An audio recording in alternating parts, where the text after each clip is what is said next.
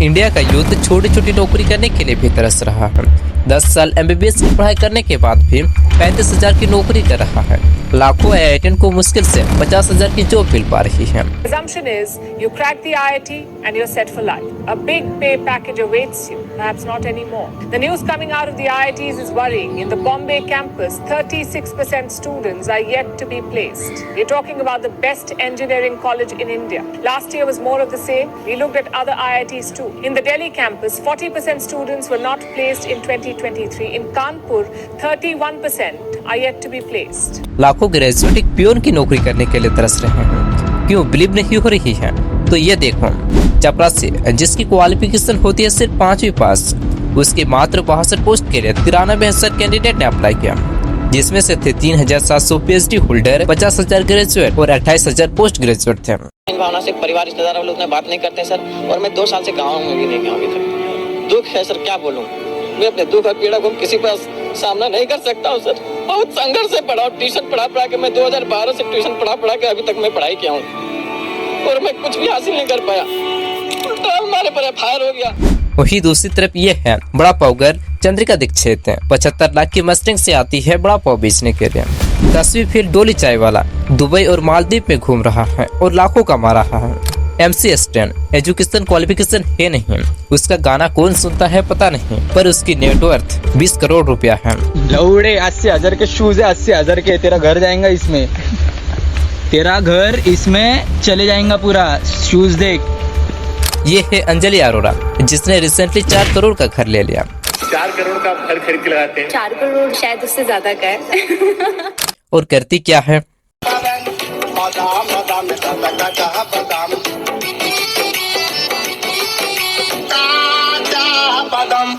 हम जिनको डब और बेवकूफ समझते हैं वो करोड़ों में खेल रहे हैं, और जिन्होंने पूरी जिंदगी मेहनत करी है, 10-12 साल पढ़ाई करने के बाद भी एक ढंग की नौकरी तक नसीब नहीं हो रही है।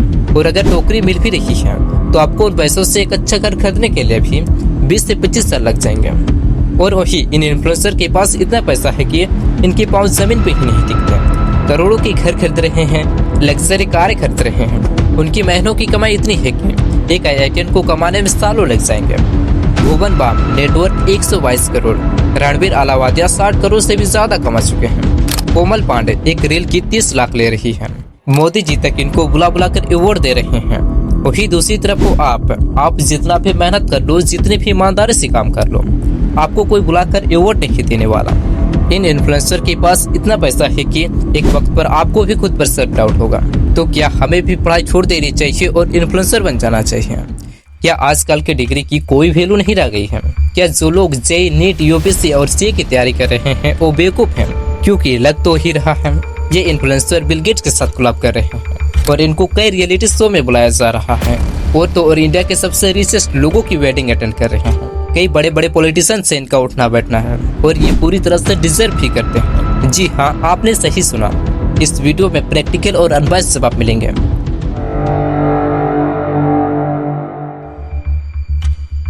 ये है बड़ा पावगर जो हल्दीराम की एक्स एम्प्लॉय रह चुकी है। वहाँ उसकी सैलरी थी 20 से 25,000, लेकिन आज ये दिल्ली में बड़ा पाव बेचती है और उसके ठेले के सामने हजारों लोगों की भीड़ लगी रहती है बड़ा पाव खाने के लिए।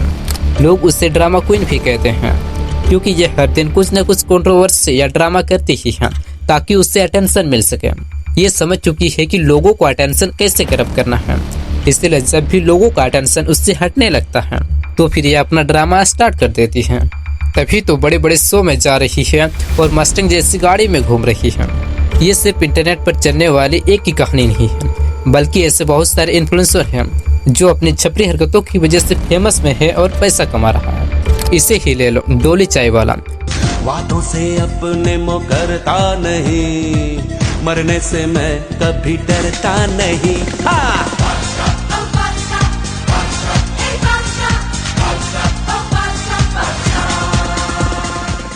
डोली चाय वाला जो नागपुर में सालों से चाय की टपरी लगाकर चाय बेचता है और अपनी अतरंगी हरकतों की वजह से फेमस में है। वो सुर्खियों में तब आता है जब उसने बिल गेट्स को चाय पिलाया। उसके बाद से दुबई में कोलैबोरेशन, मालदीव में स्पॉन्सर वेकेशन और एक से एक बढ़कर बिजनेस अपॉर्चुनिटी मिल रही थी। और उसके इंस्टाग्राम पर 3 मिलियन से भी ज्यादा फॉलोवर है। इसे ही देख लो, इसका नाम है पुलिस सुपरस्टार और ये अपने एक पॉडकास्ट के लिए 50,000 चार्ज करता है। ये करता क्या है?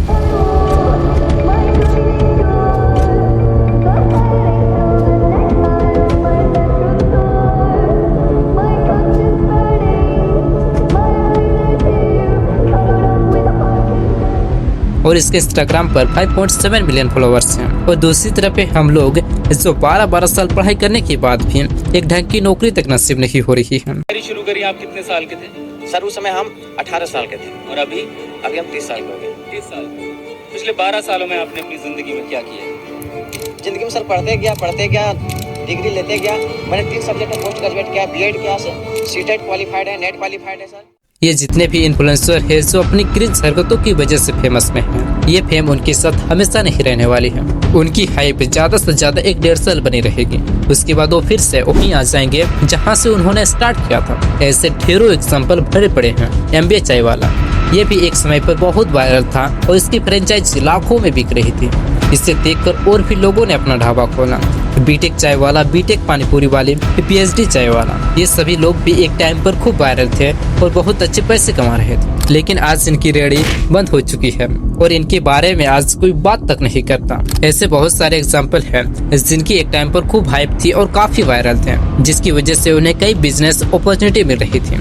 जैसे कच्चा बतम वाले अंकल, रानू मंडल, बचपन का प्यार वाला लड़का, इन सभी के पास एक टाइम पर काफी फेम था। पर ये सब आप क्या कर रहे हैं किसी को कुछ नहीं पता। आपके दिमाग में ये सवाल जरूर उठता होगा कि ऐसा क्यों है कि ये कुछ टाइम तक ही फेमस रह पाते हैं, फिर उसके बाद सोशल मीडिया से गायब हो जाते हैं। इस चीज का जवाब आपको आगे मिलेगा। ये तो थे ऐसे इन्फ्लुएंसर जो किसी वजह से या किसी न किसी कंट्रोवर्सी की वजह से फेमस हुए थे। बट अब बात करते हैं ऐसे इन्फ्लुएंसर के जो अपने मेहनत अपने दम पर सक्सेस हुए थे, लेकिन फिर भी आज जो डाउनफॉल का सामना कर रहा है। जैसे टेक्निकल गुरुजी, अमित बड़ाना और मुंबई का निखिल। और भी ऐसे इन्फ्लुएंसर हैं जो डाउनफॉल का सामना कर रहे हैं। एक टाइम पर उनके हर वीडियो में मिलियंस में व्यूज आ रहे थे, बट अब मुश्किल से भी 2 लाख व्यूज आ पा रही हैं। इन्फ्लुएंसर की लाइफ सोशल मीडिया में जिस तरह से दिखाई जाती है वैसा बिल्कुल भी नहीं है। उनकी लाइफ कितनी भी साधारण क्यों ना हो, वो खुद को इस तरह दिखाते हैं कि वो एक्सट्रीमली सक्सेसफुल और हैप्पी लाइफ जी रहे हों। इनको देखकर इनके जैसे लाइफ जीने के लिए इनके इंडोर प्रोडक्ट खरीदते हैं और अपनी सारी कमाई लुटा देते हैं। तभी तो 70% से भी ज्यादा आईफोन EMI पर बिक रही है। इनका खेल तो तब तक सही चल रहा होता है जब तक उसकी सच्चाई लोगों के सामने नहीं आ जाती है। जैसे ही सच्चाई लोगों के सामने आती है, उनके रीच और अर्निंग दोनों ही रातों रात गायब हो जाती है। एक तो फॉर्च्यूनर है, ठीक है, वो किस्तों पे है, किस्तों पर ठीक है जी। एक अब दोस्तों की आपकी गाड़ी है, वो नई वीडियो में लेनी है, नई गाड़ियाँ, इस तरह की गाड़ियाँ भी हायर कर लेता है कि चलो। अब बच्चे क्या समझ रहे हैं, यूट्यूबर्स के बच्चे जो फॉलोअर्स के वो सी गाड़ियाँ हैं, उसका मकान 50 करोड़ का है और मेरा मकान लोन पे चल रहा है। यूके राइडर की कार इंपोर्ट वाली सच्चाई लोगों के सामने जैसे ही आती, लोगों ने उनके कंटेंट को देखना काफी कम कर दिया। इन्फ्लुएंसर की रीच ट्रस्ट और डिमांड की कॉन्सेप्ट पे चलता है। जब तक उनका ट्रस्ट नहीं टूटता है, वो टॉप के IITian और डॉक्टर से ज्यादा अर्न करते हैं। लेकिन अगर किसी वजह से उनका ट्रस्ट टूटता है तो उनका रीच और अर्निंग दोनों डाउन हो जाता है। अंकित बेनपुरिया वो अपने आप में यूनिक है। उनके जैसे लाखों ने बनने की कोशिश की है लेकिन नहीं बन पाया, इसीलिए वो एक्सट्रीमली अमाउंट चार्ज कर पा रहा है। नीतीश राजपूत, ध्रुव राठी, इन पर लोगों का ट्रस्ट है, इसीलिए वो मोटा पैसा अर्न कर रहे हैं। लेकिन हर इन्फ्लुएंसर एक्सट्रीमली अमाउंट नहीं कमा पा रहा है। इसका मेनली 2 ही रीजन होगा, या तो ये इन्फ्लुएंसर ने पब्लिक का ट्रस्ट तोड़ा होगा या फिर पब्लिक की डिमांड पर खरे नहीं उतरे होंगे। देखिए इस बात को समझिए पहले, जितने भी ट्रेडिशनल करियर होते हैं वो बनते हैं कॉलेजेस से, और कॉलेजेस हर साल नया बेंच प्रोड्यूस कर देती हैं। चाहे पहले बेंच के बंदे का जॉब लगा हो या ना लगा हो, वो हर साल नया बेंच प्रोड्यूस कर ही देंगे, जिसकी वजह से सप्लाई ज्यादा है और डिमांड कम है, इसीलिए उनकी वैल्यू बढ़ती नहीं है। क्या इन ट्रेडिशनल करियर के अलावा हमारे पास दूसरा कोई ऑप्शन नहीं है? अगर है तो फिर लाखों लोग इन ट्रेडिशनल करियर के पीछे क्यों भाग रहे हैं?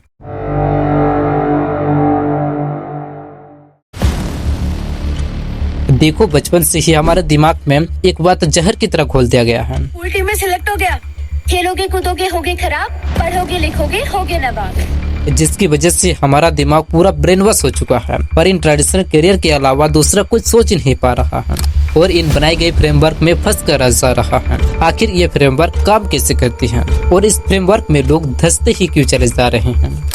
इस चीज को समझने के लिए हमें ह्यूमन बीइंग को समझना होगा। ह्यूमन बीइंग हमेशा सर्टेनिटी के पीछे भागता है।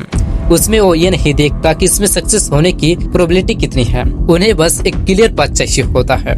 और अगर आप इन ट्रेडिशनल करियर को ऑब्जर्व करोगे तो आप पाओगे कि ये क्लियर पाथ है। जो ऑलरेडी ड्रॉ किया गया है। आपको 10th में अच्छे मार्क लाने हैं, 12th में अच्छे मार्क लाने हैं, उसके बाद जेईई नीट या किसी गवर्नमेंट जॉब की तैयारी करनी है और इसमें आपका सिलेक्शन हो जाएगा और फिर क्या आपकी लाइफ सेटल हो जाएगी। सही कहा ना मैंने, सब कुछ पहले से डिफाइन किया गया है, आपको कुछ अलग करना ही नहीं है, आपको सिर्फ उस फ्रेमवर्क को फॉलो करना है, फिर उसके बाद आपकी लाइफ सेटल हो जाएगी। यही तो चाहिए था ह्यूमन बीइंग्स को, और क्या लग जाते हैं उस भीड़ का हिस्सा बनने में। पेरेंट्स और टीचर हमें मार्क के पीछे भगाते हैं, अच्छे मार्क लाओगे तभी आप अपनी लाइफ में कुछ कर पाओगे, नहीं तो नहीं।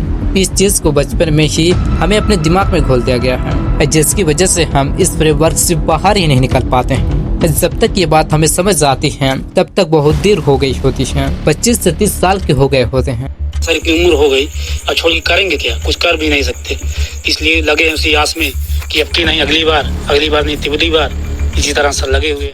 और घर की सारी जिम्मेदारी हमारे हाथ में आ गई होती है और पेरेंट्स का प्रेशर बना रहता है कि तुम कुछ करते क्यों नहीं हो। तब ना चाहते हुए भी हमें फैक्ट्री में लेबर का काम करना पड़ता है। की हद पार हो रही है, घर वाले भी प्रेशर डाल रहे हैं कि जॉब करो, कहीं से भी पैसे लेके आओ।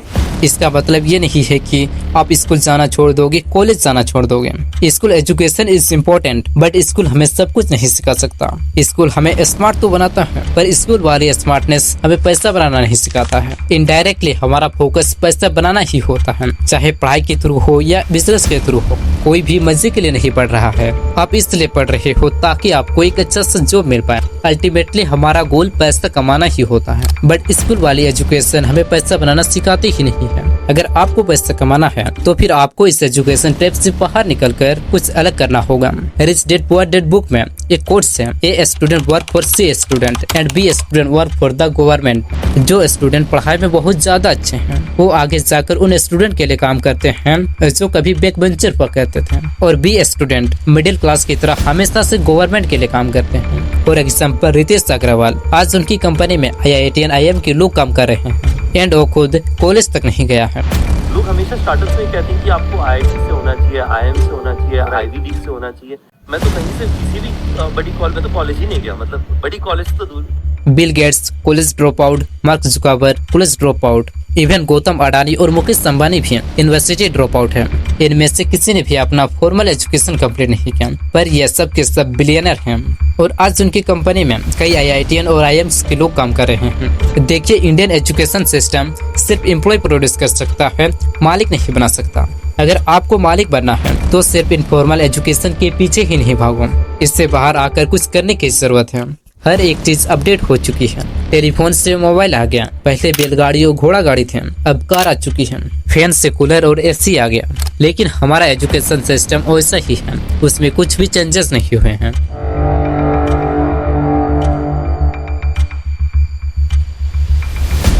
अब तक इस वीडियो को देखने के बाद आपको ये लग रहा होगा कि हमें पढ़ाई लिखाई छोड़ देनी चाहिए, क्योंकि एक चाय वाला रोल्स रॉयस में घूम रहा है, बड़ा पाव बेचने वाले मस्टैंग से आ रही है बड़ा पाव बेचने के लिए। बट रुको, ये हमेशा ही ऐसा नहीं रहने वाला। इन जैसे कितने आए और कितने चले गए।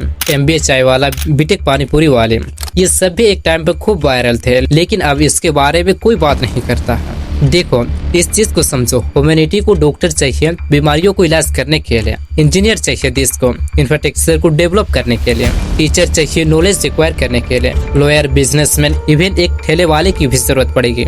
लेकिन इन इन्फ्लुएंसर के ना होने से हमारे लाइफ में कोई खास फर्क नहीं पड़ने वाला। लेकिन हाँ, इन ट्रेडिशनल करियर से आप कई सालों में भी उतना नहीं कमा सकते जितना वो महीनों में कमाते हैं। अगर आप एक्सट्रीमली अमाउंट कमाना चाहते हैं तो आपको इन ट्रेडिशनल करियर को छोड़ना होगा और कुछ अलग करियर ऑप्शन ढूंढना होगा। लेकिन अगर आपका पैशन है, इंटरेस्ट है इंजीनियर बनना, डॉक्टर बनना और लोगों की सेवा करना, तो ही आप इस करियर ऑप्शन को चुनिए। किसी के कहने या किसी को देखकर इस फील्ड में मत आइए। ये इन्फ्लुएंसर इतना एक्सट्रीमली अमाउंट इसीलिए कमा पा रहे हैं क्योंकि इनके पास मल्टीपल अर्निंग सोर्स होते हैं।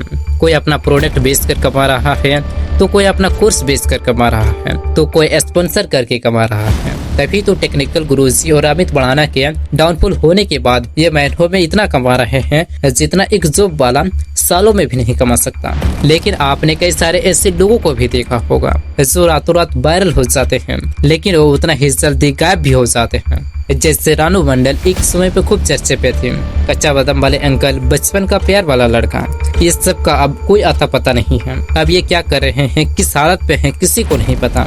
ऐसा इसीलिए हुआ क्योंकि उनके पास टैलेंट की कमी थी। उन्हें सिर्फ एक ही गाना आता था जिस गाने से वो वायरल हुए थे, इसीलिए उन्होंने और गाना गाने की कोशिश ही नहीं की और वो लंबे समय तक नहीं टिक पाए। अगर आपको फेम किस्मत से मिलती है तो आपका वो फेम ज्यादा दिन तक नहीं टिकने वाली। अगर आप अपने टैलेंट और मेहनत के दम पर फेमस होते हो तभी आप लंबे समय तक सरवाइव कर पाओगे। वेल, इस वीडियो में इतना ही है। आप अपने लाइफ के डिसीजन खुद लोगे तो अच्छा रहेगा क्योंकि जिंदगी आपको जीनी है। मेरा काम था सिर्फ आपको सच्चाई से रूबरू कराना। Thanks for watching this video.